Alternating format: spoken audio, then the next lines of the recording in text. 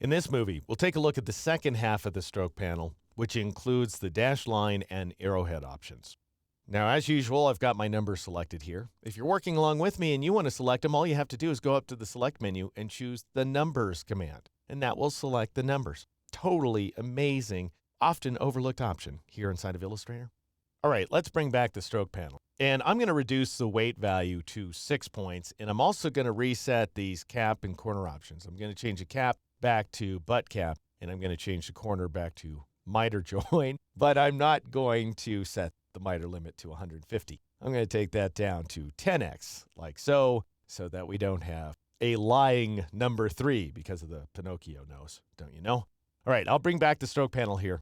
And now I'm going to turn off dash line. And by the way, the reason I reset these options is because they can end up affecting dashed lines. Each dash, for example, is affected by the cap setting, and we'll see what that looks like in a later movie. But for now, I'm going to turn on dashed line. And these are the values I came up with. A dash value of 12 point and a gap value of 1 point. But you can increase either of those values. In this case, I'm increasing the gap value so that we now have 12-point gaps between each dash. And if you really want to get complicated, then you can create dash and gap series up to 3 pairings. So I could say, you know what, then I want a 6-point dash, and then I want a 3-point gap, and we end up getting this effect here.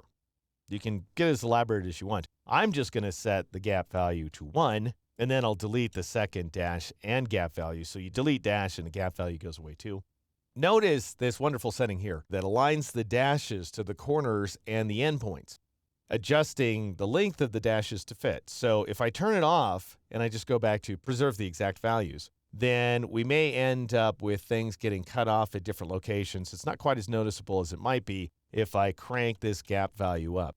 And you can see, for example, over here on the 4, that the dashes don't necessarily align to the corners. Whereas if I go ahead and turn on this new function, which is on by default, then we have perfect alignment at each one of the corners. And Illustrator just goes ahead and scales the dashes and gaps as need be. Anyway, I'm going to restore that gap value once again to 1 point. Next, let's take a look at the arrowheads. Now, the arrowheads are going to appear at the endpoints. So, for example, I could go ahead and set the end arrowhead. So there's one arrow for the end of the path and another arrowhead for the beginning of the path. Of course, you don't always know which is which when you're drawing path outlines in Illustrator. But what you can do is just experiment and find out. And I'm going to switch over to arrow 4 here, which is going to create these ginormous arrowheads way too big. So I'll go ahead and change that value to 25% there in order to take it down. And that's going to be measured, by the way, as a percentage of the line weight. So as you increase the line weight, the arrowhead is going to grow as well.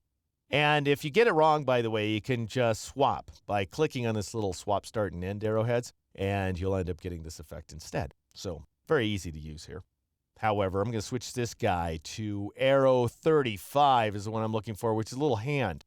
And we end up getting that effect. And then I'm going to switch this end guy to arrow 36 right next door, which is another hand, little bit big. Kind of totally ruin the effect. I'll take the scale value down to 25%, and we end up with these much more reasonable hands here. Now, notice that the arrowheads fit inside of the path outline. So the arrowhead doesn't go any farther than the endpoint. If you want to extend those arrowheads so that they begin at the endpoint instead of ending there, then you click on this first align icon, which goes ahead and extends those arrowheads like so. And I decided that was the better looking effect, at least where these numbers are concerned.